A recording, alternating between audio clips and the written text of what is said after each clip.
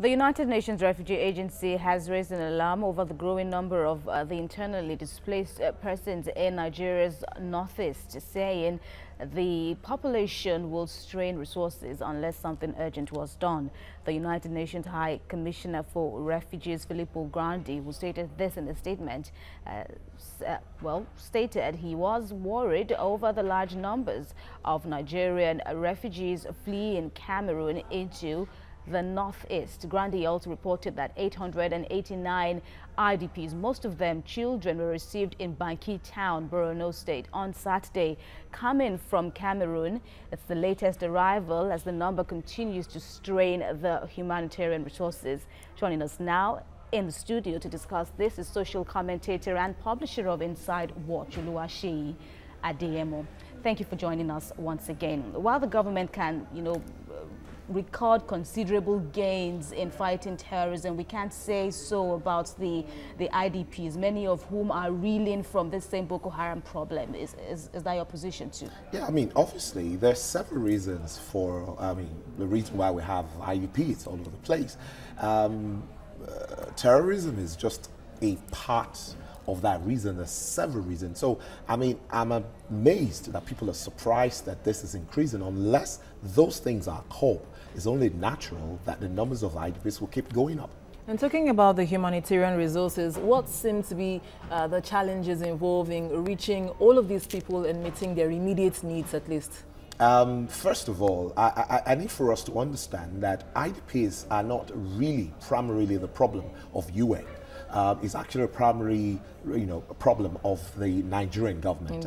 That's why it is internal, displaced person. So, in other words, it is a Nigerian problem. And the question we need to ask ourselves, and I'm sure most of us will have answers to that, is do we have sufficient provision to take care of those that are not displaced, not to talk of those who are displaced in Nigeria? But then one can understand the international worry here, because we already have a burden that is already high for the government here, and then more refugees are coming in from neighboring countries now to avail themselves from whatever the government can give them. The UN is talking about urgent action here. Could you break it down? Urgent action, yeah, maybe in the short term, but I would always want to consider the long-term measures that we need to take.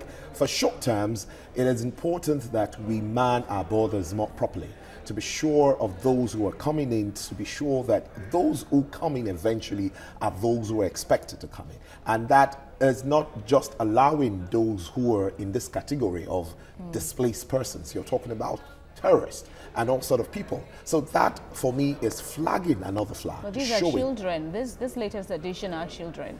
The truth is, whether they're children or not, the reason for planning is for you to be able to ascertain those you're dealing with. Now, this is showing to us that there's a problem. There's a gap there that we need to quickly deal with. Yes, this is the reason why we're coming up with these now. But what it tells us is that there's a problem in manning our borders, and we need to be more careful the way we man our borders. All right, it appears there are so many clamors, especially when social issues as this one is involved, even though critical they may be. But considering the urgency of this one and children that are involved, how can we make the governments, how can we persuade them maybe, or make them do what they're supposed to do now as regards this internally displaced children especially? That's why, for me, government is serious business. As much as Mr. President needs to take care of a lot of things on this table, it is obvious that from the tone of your questioning, you're expecting that he also must make sure that he plays a role in this, and I'm sure that's the general consensus. So, in other words, whilst you're dealing with the obvious, the primary need of your people, there'll be times like this when you will have people coming to demand and take off the little cake that you have on your table. And that's why I will always say to people, it's not a place where you go in and you're not serious and ready to deal with, because there'll be several things that you'll be dealing with at every point in time. Only recently, the acting president, went to the northeast, particular IDP camps, distributing relief materials to those who need them. So while the government may be doing something up there, there are also problems, organizational challenges, you know, logistic challenges, people manipulating the process to take for themselves what ought to be for these people in dire need. How do you lend your voice here?